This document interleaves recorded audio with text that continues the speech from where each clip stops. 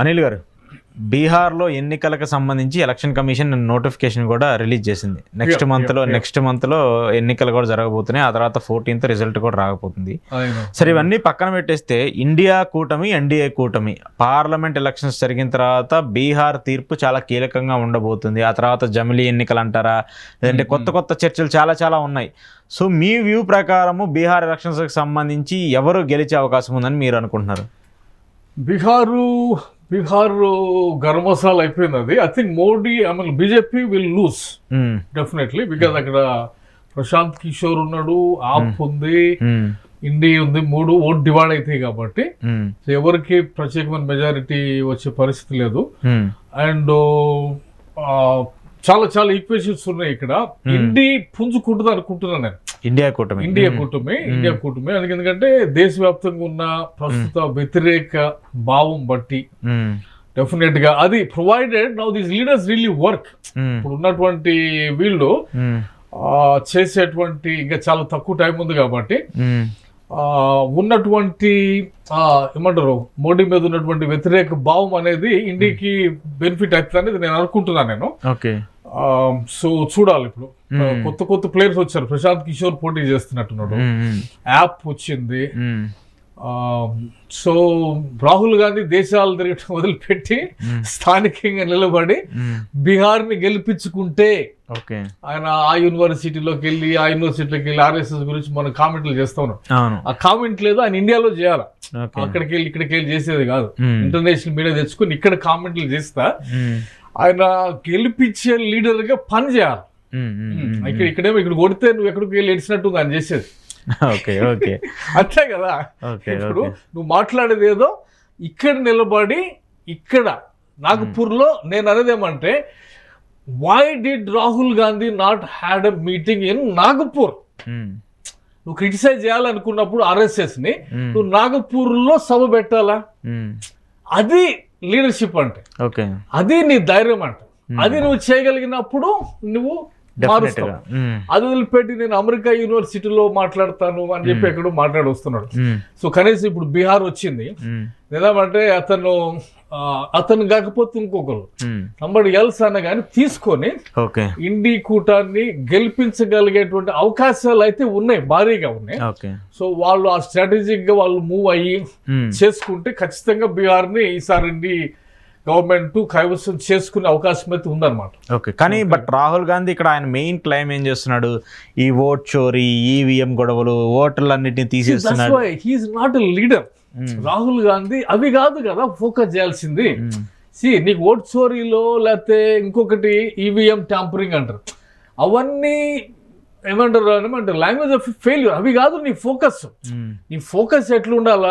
100 ఓట్లు ఉంటే 100 ఓట్లు నేను ఎట్లా తెచ్చుకోవాలి అనేది నీ స్ట్రాటజీ ఉండాలి. నేను 3 ఓట్లు చోరీ అయినాయి అవి తెచ్చుకునే దానికి నువ్వు మాట్లాడుతున్నావు అంటే I think you are not even suppose to be there. Bihar నువ్వు కైవసం చేసుకోవాలంటే ప్రతి సీటులో 1 ఓటు కూడా అవతల పడకుండా ఉండేటట్టు నీ స్కీమ్ ఉండాలి. నీ స్ట్రాటజీ అట్లా ఉంటే 100 to 100 మాకు వస్తాయి అనే అట్టు నీ ప్రోగ్రామ్ చేయాల. 100కి వేసినప్పుడు కనీసం నీకు 50% వచ్చినా నువ్వు గెలుస్తావు. అది వదిలిపెట్టి ఈవీఎం ట్యాంపర్ అవుతుంది అని చెప్పి రాస్తారు రోకో, లేకపోతే 33 లక్షల ఓట్లు ఏదో మిస్ అయింది. 3 లక్షలు కాదు కదా, బీహార్ జనాభా ఎంత ఉందో చాలా. బీహార్ జనాభాకి కావాల్సింది ఏంటి? మోడీ గవర్నమెంట్ ఎక్కడ ఫెయిల్ అయింది, దేశవ్యాప్తంగా ఎక్కడ ఫెయిల్ అయింది, బీహార్లో ఎక్కడ ఫెయిల్ అయింది, వాటిని కదా నువ్వు ఎండగట్టాల్సింది. ఈ పత్రాలు పట్టుకొని నువ్వు రోడ్ల మీద తిరుగుతానంటే నువ్వేం leader? Like Rahul Gandhi do not even have an idea how to lead somebody to win an election. So I think somebody else need to come in. Definitely. And it may be the biggest party, very old party and all that. But it doesn't matter. AAP వచ్చింది, గెలుచుకుంటూనే పోతున్నారు.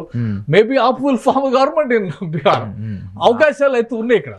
Indian population లో present trends లో ఈ మతపరమైనటువంటి వాతావరణము ఇవంతా disturbance ఉంది కాబట్టి people are definitely looking at only 2 concepts ఉన్నాయి, సెక్యులర్, హిందూత్వ. సెక్యులర్ అనుకునే దగ్గర చాలా మంది ఉన్నారు. ఎందుకంటే ఆలోచించే వాళ్ళు, చదువుకున్న వాళ్ళు, బయట దేశాలకు స్పృహ ఉన్న వాళ్ళు అందరూ చాలా మంది ఆలోచిస్తున్నారు.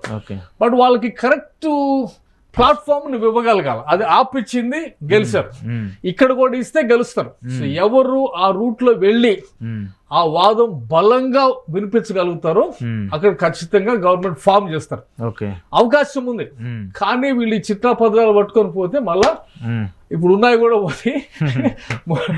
సో మీరు చెప్పేదాని ప్రకారం చూస్తే ఈసారి బీజేపీ అక్కడ పెద్దగా, బీజేపీ కూటమి ఎన్డీఏకి సంబంధించిన వ్యక్తులు పెద్ద గెలవరు కానీ అంటే విత్ ఓటు అంటే ఈ వీటిని బట్టి చూసుకుంటే లీడర్షిప్ ని బట్టి అవకాశాలు అయితే ఉన్నాయి అనుకుంటున్నాను నేనైతే ఇండియా గవర్నమెంట్ కి, provided they put efforts and then have a strategy clearly and then win these elections. ఎందుకంటే మోడీని ఓడించడం అనేది పెద్ద పని కాదు అనుకుంటున్నాను నేనైతే భారతదేశంలోనే మోడీని, మనకు ఒక స్టేట్మెంట్ ఉంది కదా బేటీ బచావో అని, అట్లాగే భారత్ బచావో లేకపోతే ఇండియా బచావో అని చెప్పి మోడీని ఇంటికి పంపించవచ్చు.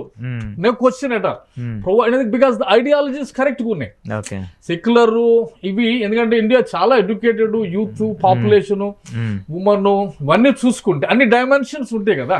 ఎలక్షన్ అనగానే ఎడ్యుకేటర్స్ ఎంతమంది ఉంటారు, యూత్ ఎంత ఉన్నారు, 65% యూత్ ఉన్నారు. అందరూ చదువుకున్న వాళ్ళే, యూనివర్సిటీలకు వెళ్ళిన వాళ్ళే, అన్ని సోషల్ మీడియా వచ్చేసింది, అందరూ ఫోన్ చేతుల్లోకి వచ్చేసింది, అందరూ చదువుతున్నారు. ఇప్పుడు ఇంకా నువ్వు ఏదో తీసుకొచ్చి మభ్యపెట్టి రామ మందిరం కట్టిన ఓట్లేనంటారు. పిల్లోడు వచ్చి మాకు స్కూల్ లేకపోతే దీన్ని ఏం చేసుకోవాలి మేము అంటే అవగాహన వచ్చేసింది. సో ఈ టైంలో మోడీని ఇంటికి పంపించడం అనేది చాలా చాలా సులువైన పని అని నేను అనుకుంటున్నా ఖచ్చితంగా. కానీ provided we need right set of leaders. ఈ సెక్యులర్ డెమోక్రటిక్ ఈ భావాలని, ప్రోగ్రెసివ్ ఐడియాస్ ని, డెవలప్మెంట్ ఇష్యూస్ ని ముందుకు తీసుకెళ్ళి మాట్లాడగలిగే నాయకులు వస్తే ఈ మిత్స్ అని వెళ్ళిపోతాయి. వెళ్ళిపోయినప్పుడు కాంక్రీట్ సొసైటీ ఏర్పడే అవకాశం ఉందన్నమాట. Let's see what happened in Bihar. I am waiting. I am also waiting. Right. Thank you, Anil garu.